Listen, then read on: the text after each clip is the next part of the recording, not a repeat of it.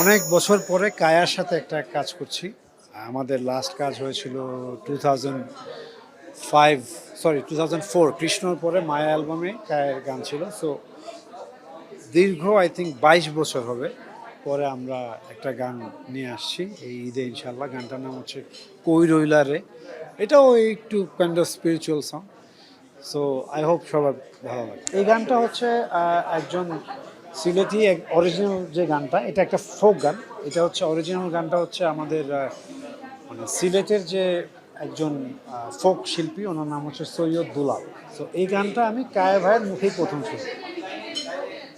So Syed দুলাল সাহেব উনি ইংল্যান্ডেই থাকেন এই মুহূর্তে।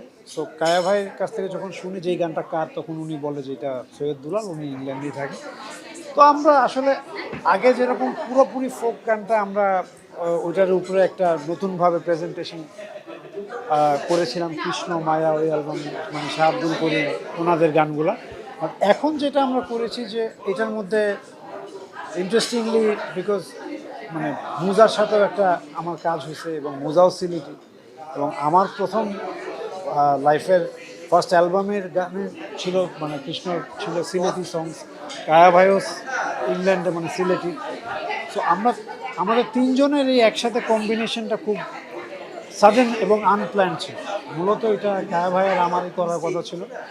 তো এত দেরি আসলে আমার কাছে মনে হয় যে হয়তো এখানে হঠাৎ করে মুজার ঢোকাটা, তারপরে অনেক আগের প্ল্যান কিন্তু এত লেট করে করা, এটার রিজন এটাও অনেক সময় দেখা যায় যে থটসও চেঞ্জ হয়, সব কিছু আপডেটেড হয়। তো হয়তো এখন করাতে গানটা আমি যেভাবে এটার মিউজিকটা করতে পারছি, হয়তো আর 5 বছর আগে বা 10 বছর আগে করলে আমার থট প্রসেসটা আরেকটু অন্যরকম থাকতো, এখন আরেকটু মডার্ন হয়েছে। সো আই ফিল যে এই গানটা মানুষের ভালো লাগবে, বাকিটা তো কায়া ভাই। আসলে আমি মানে কখনোই আমি কায়া ভাইয়ের সাথে আমার কোনো কাজকে কাজ মনে করি না, এটা হচ্ছে প্রথম কথা। বিকজ আমি যেই সময় কৃষ্ণ অ্যালবামটা করি ওই সময় পুরো ব্যাপারটাই ছিল একদম আমাদের জাস্ট একটা মানে আমরা তো বন্ধু। কায়া ভাই আমি কায়া ভাইকে আমার মানে একদমই খুবই ক্লোজ ফ্রেন্ড মনে করি, এবং কায়া ভাইয়ের কাছেও আমি অনেক আদর। সো কৃষ্ণ গানটা অ্যাকচুয়ালি হয় সেই রকম মানে মিউজিক এনজয় করতে।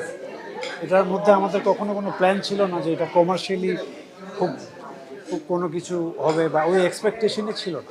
সো এই গানটাও সেটাই, গায়ে ভাইয়ের সাথে আমি সবসময় ওই ফিলেই কাজ করি।